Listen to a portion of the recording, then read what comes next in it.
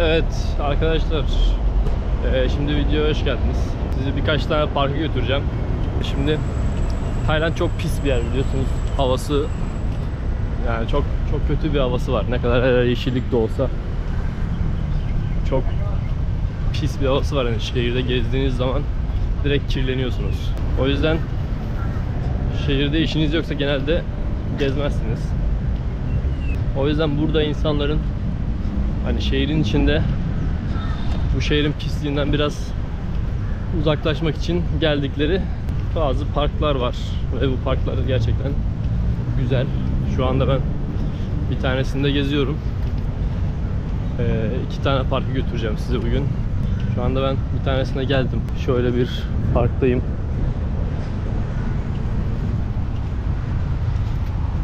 Ve insanlar Bangkok'ta hani şehrin içindeyken biraz olsun bu şehrin pisliğinden uzaklaşmak için bu parka geliyorlar. Ve bence de gayet güzel bir park. Burada şurada kano falan sürüyorlar. Şöyle parkın ortasında göl var. Burada da var. Alttan şuradan köprüsü var falan. Gayet güzel, aktivitelerin de yapılabildiği bir park. Ve hiç fena değil. Buradan daha iyisi var.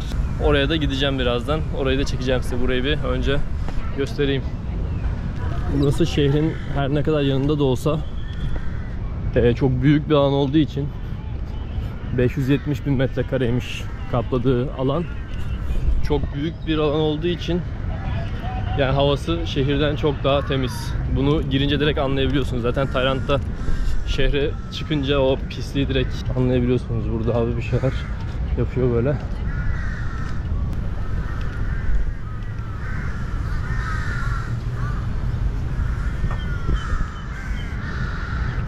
Yani bence burası Tayland'da ziyaret edilmesi gereken yerlerden birisi. Böyle şu karşıdan kanoya biniyorlar. Şu ayakla sürdükleri şeyin adını bilmiyorum. Ona da biniyorlar. Hey! El sallıyor. Çok insanlar çok samimi ya. Tahmin ediyorum ki Güney Asya'nın geneli böyle. Herkes güler yüzlü. Hani böyle Amerika'daki gibi şey de değil. Güler yüzlü olmak zorundalığında bir güler yüz değil yani. Öyle herhangi bir insan size bakıp gülüp selam verebiliyor. Yine bir köprüden geçiyoruz.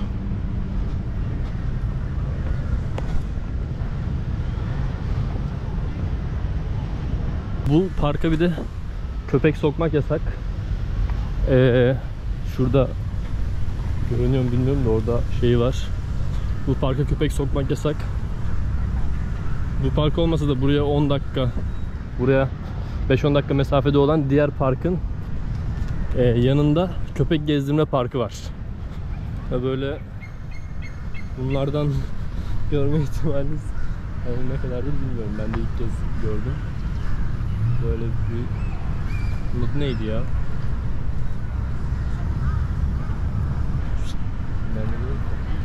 Çok güzel ya. Lumpini Park bu arada, burası adını söyledim bilmiyorum. Lumpini Park. Böyle bir ortada güzel meydanı var. Spor yapan insanlar genelde daha çok burayı değil de birazdan gideceğimiz orman parkını tercih ediyor. Hani burada da spor yapan insan var ama spor yapan insanların da tercih ettiği bir yer. Çünkü zaten bu şehirden herhangi bir park olmayan bir yerde spor yapmak mümkün değil. Berbat bir hava gerçekten. Zaten çok fazla trafik. O da yetmezmiş gibi her sokakta yemek satıcısı sürekli bir şeyler pişiyor. Yani herhangi bir sokağa girdiğinizde en az 5 kişi orada tezgah açmış olabiliyor. Zaten birçok kişi geçimini öyle sağlıyor. Çünkü kış görmediği için şehir dışarıya rahatlıkla direkt bir tezgah koyup bir şeyler pişiriyorlar. Problem yaşamıyorlar dışarıda.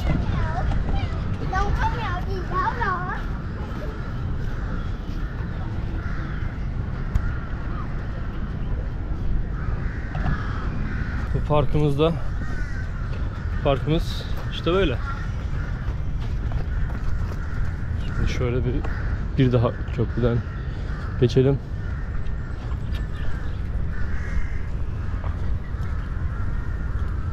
Böyle bir yol var. Şöyle bisiklet yolu da var. Herkes koşuyor karşıdan gelen, baksana. Yerliler genelde spor yapmaya geliyor herhalde. Şurada güzel bir araç.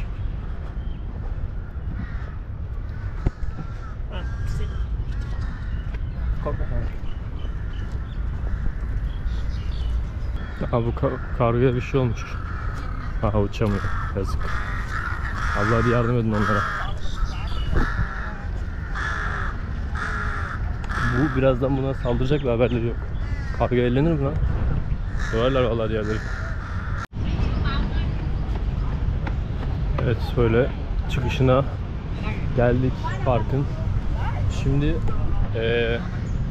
diğer, yani bana göre buradan çok daha güzel olan Bençakitli Forest Park'a gideceğiz. Yani gerçekten adının orman parkı olduğu kadar var bir yer. Tamamen suyun üzerine inşa edilmiş. Şimdi size orayı göstereceğim. Yaklaşık 5-10 dakikalık bir mesafede. Şu an oraya gidiyorum. Şurada da bir okul var. Böyle bu parkın çıkışı. Hadi. Bençakitli, artık adını da doğru söylüyor muyum bilmiyorum ama orada görüşürüz. Evet, bu arada Tayland'da yaya olmak çok zor ya. Normal yürüyorum. Normal bir şekilde gidiyorum. Yani herhangi bir taksici veya motor taksiciyle göz göze gelmemeniz lazım. Eğer göz göze gelirseniz direkt duruyorlar. Yani mesela arkana bakayım diyorsun, şu arkana araba geliyor mu diye bakayım diyorsun. Taksici gördü ya, direkt duruyor orada. Hemen bir dur. Nasıl parkıyoruz? Ya ben bir yere yürüyerek gidemez miyim? Duruyor. Dururken de hani durmayacağım diye el işareti yapıyorsunuz. Bu sefer hepten duruyor. Acayip yani bu motor taksiciler de yani. Zaten hadi duruyorlar bir kenarda. Geçen yayalara diyorlar tamam hadi gel götüreyim gibi şeyler diyorlar. Bunlar normal ama yani yolda yürürken var, rahat bırakın ya. Yürüyorum yani. Evet, şimdi o bahsettiğim Bençakitli Forest Park'a geldim. Böyle bir koşu, oğlum maraton mu var lan? Böyle bir koşucular var. Şimdi burası parkın girişi. En popüler olan noktası burası değil. Bu arka taraftan girdim ben. Ön tarafa kadar yürüyeceğim. Yaklaşık 720.000 metrekarelik bir park. Anlayacağınız bayağı büyük. Şimdi suyun üzerine yapıldı demiştim. Şimdi o kısma da gideceğiz. Yani suyun üzerinden yürüdüğümüz noktalar var. Şimdi oralara da gideceğim. Yani şuraya kapıdan girmek bile etraftaki gürültüyü biraz azaltıyor. Fark etmişsinizdir. Şöyle buradan gidelim. Bu giriş harici ortalar bayağı bakımsız. Mesela şurada suyun üzerindeki bitkileri görebilirsiniz. Yani bu kısımları çok bakımlı değil. O yüzden tamamen bütün bitkiler kendi halinde yetişiyor. Şuradan şöyle suyun üzerinde yürüdüğümüz kısımlara geçelim. Buradan bu şekilde suyun üzerinde böyle suyun üzerinde, bak şurada ne var orada? Ha, balık var mesela orada, görünüyor mu bilmiyorum ama ben korkutayım mı? Pişt, balık kaçtı. Burada epey canlı var. Şurada uçan bir şey var burada. Ha bak, burada da bir sürü balık. Üzerinde de bu böceklerden var. O böcekler de suyun üzerinde duruyor. Uçan sinek gibi şeyler. Şöyle böyle bir yerimiz var. Bunun üstüne çıkıp bakalım etrafa. Böyle oturma yeri yapmışlar. Bayağı.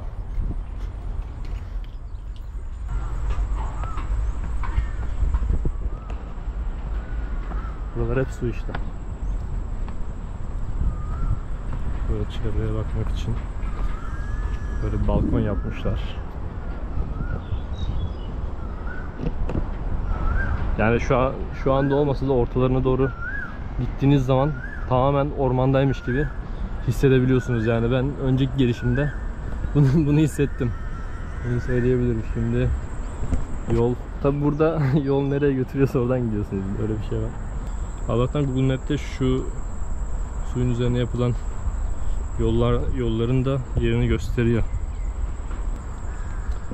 Şuradan geri gidip sağdan girmem lazım. Buradan çok kenara gönderecek beni. Şuradan sağdan dümdüz devam edelim. Çok fazla uçan böcek, sinek, hayvan popülasyonu var. Daha önce geldiğimde fare de gördüm. Bir su olmayan kenardan fare de çıkmıştı. Şöyle gidiyoruz evet ortasına doğru. Ve kesinlikle buranın havasıyla şehrin havasının alakası yok. Tertemiz bir yer yani burası. Ve park çok büyük olduğu için genelde sadece spor yapan kişileri bu arka taraflarda görüyorum. Şimdi şuradan bir de diğer bölgeye geçelim. Yukarıdan yürünen bir yer var. Bakın bir de bu zemine yapılan yollar haricinde şu yukarıya da yapılmış yollar var. Şimdi onlara çıkacağım. Burada da böyle düz bir yol var. Şuraları görüyorsunuz. Buralar hep yol. Şuradan birine çıkacağım ben de. Oraya nereden çıkılıyor?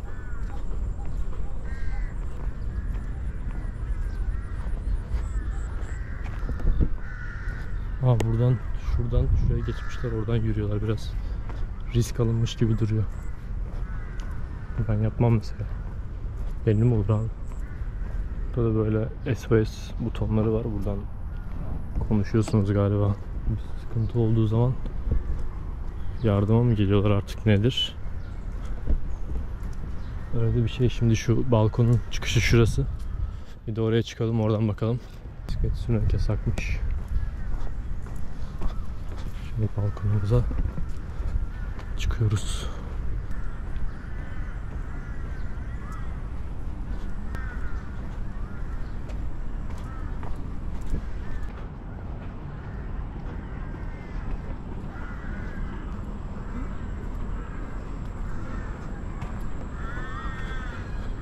Parkın ortasında böyle 5-6 tane yol var sadece. O az önce gördüğümüz asfalt yollar şuradaki. Onun dışında tamamı yerdeki beyaz zeminler ve balkonlarla yürünüyor.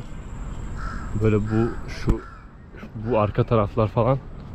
Ben şu an tam ortasındayım ve bu geldiğim kısım kadar bir tane daha kısım var.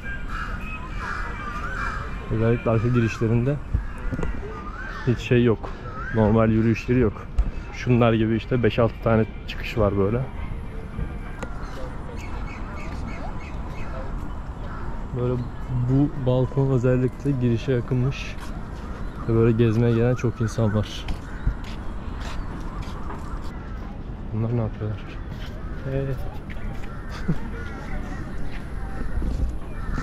Bir Coca-Cola resmi çekiyor. Değişik insanlar ya. Aşağılar çok iyi değil mi ya?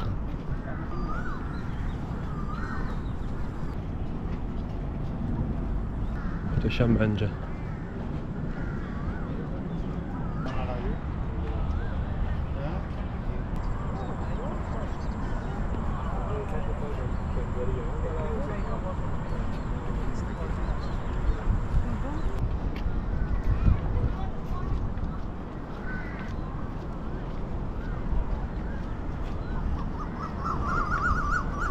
Evet, şimdi bu parkın en popüler kısmı doğu tarafındaki kısmı şurada kalıyor. Şu binaların tam önünde kalıyor. Şimdi oraya gideceğim. Orası da çok güzel genelde. Buraya girmeyi çok tercih etmiyorlar. Sadece orada oturan insanlar daha fazla. Sanırım bu yol geri dönmüyor. Ben gidiyorum ama. Şurası da amfiteyatroymuş. Ben nereden ineceğim ya? Bayağı geri geldim. Ha, şuradan gidelim bir de. Gene inmiyor burası. İşte böyle de problemli. Onların istediği yerden iniyorsunuz. Buradan tekrardan aşağıya kadar gidiyor. Şuradan sağdan geçip yoldan devam edebilirim. Tamam. Burası da o bahsettiğim 4-5 yoldan bir tanesi. Şurası bisiklet yolu. Burası yürüyüş yolu. Buraya evcil hayvan sokmak yasak. Çünkü hemen parkın şu tarafta kalan kuzeydoğu girişinde köpek parkı var ayrıyetten. Bençakitli köpek parkı var. Orayı da çıkışta denk gelirsem gösteririm. Köpek gezdirenler oraya giriyor sadece. Buraya köpek veya herhangi bir evcil hayvan girmesi yasak. Spor yapan insanlar burada. Şurada spor aletleri de varmış bu arada. Biz şöyle göl kenarına doğru gidiyoruz. Böyle bir giriş var. Bunun etrafı neden kapalı olduğunu bilmiyorum. Kapalı, buraya hiç girmedim. Gireyim, bir de buraya gireyim. Haritadan baktım, bu parkın kapalı olan kısmı, bu içeri girdiğim kısmı, 1/10'lik bir kısmı çevirmişler. Buraya ayrıyetten bakıyorlar sanırım. O etraf su olan kısımlar bakımsız demiştik. Burası öyle değil, burası bayağı bakımlı gördüğüm kadarıyla. Şimdi kaçacak diyor. Sincaptır herhalde. Ben gittikçe o da gidiyor. Lan bak burada.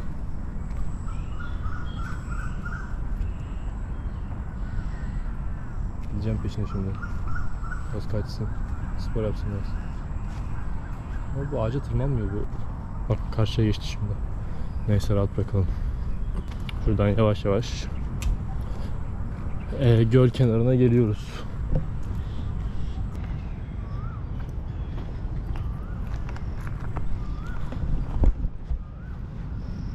Orada o gün köpek girmesi yasak demiştim. Sertifikalı köpekler, görme engelliler için sertifikalı rehber köpekleri girebiliyormuş.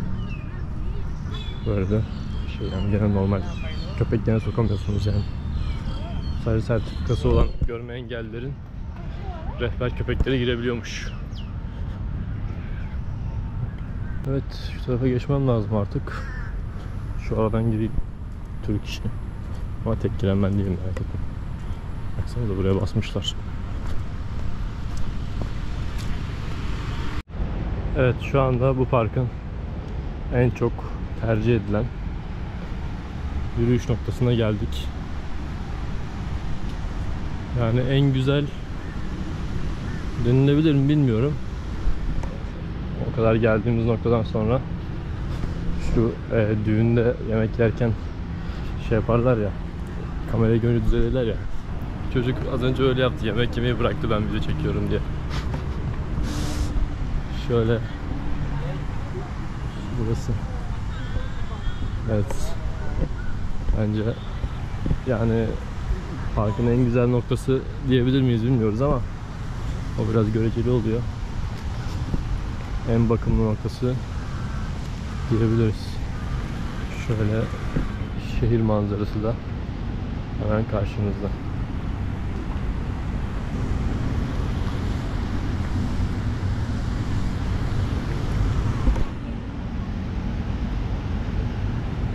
Evet, işte böyle sonuna kadar gidelim ve bu videoyu da bitireyim. Evet, bu videoda size Bangkok'un en meşhur 2 parkını gösterdim. Bence ikisi de çok güzel. Tekrardan söylüyorum, hani Bangkok gibi pis bir şehrin ortasında bunların yapılması çok önemli bir şey bence. Çünkü yok yani, temiz hava alabileceğiniz bir nokta yok. Benim oturduğum ev şehrin biraz uzağında müstakil bir ev ve her yer yemyeşil olmasına rağmen hani orada bile kendimi çok böyle temiz bir yerdeymiş gibi hissetmiyorum. Şöyle bir anıt var. Şöyle çekeyim. O yüzden Bangkok'ta böyle bir yerin olması gayet güzel.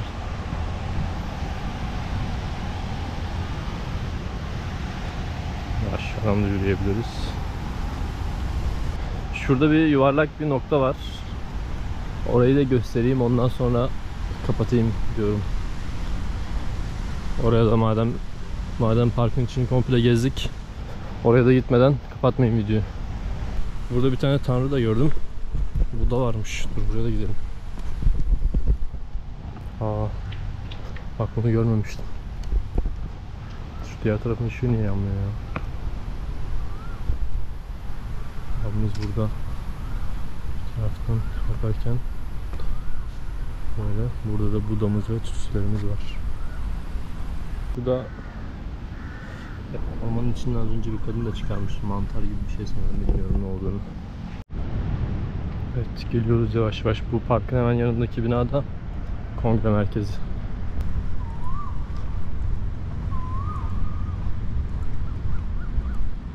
Bu arada sağ taraftan koşup soldan yürünmesini söylüyorlar.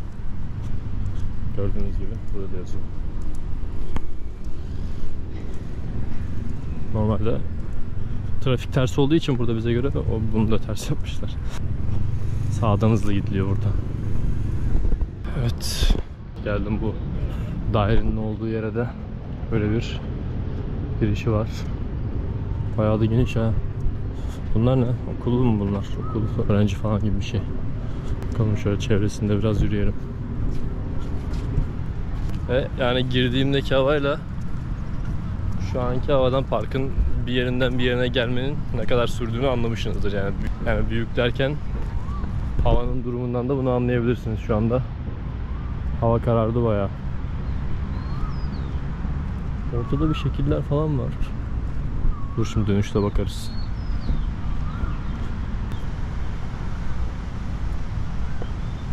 Evet. Böyle. Ne yapacak şimdi? Fotoğrafını çekiyor. Burada ne var? Bakalım. APEC 2022 Tayland yazıyor.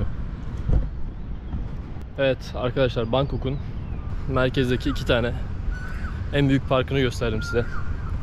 Bu kadardı gezimiz. Akşam olduğu gördüğünüz gibi bayağı uzun sürdü. Videoyu beğenebilirsiniz isterseniz. İzlemeye devam edecekseniz de abone olabilirsiniz. Başka videoda görüşürüz. Bay bay. Ne güzel durdu. Stop etti araba. Öt lan bir daha.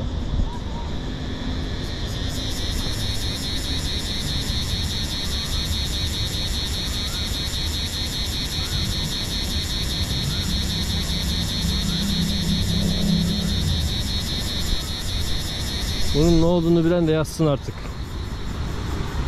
Ben çözemedim.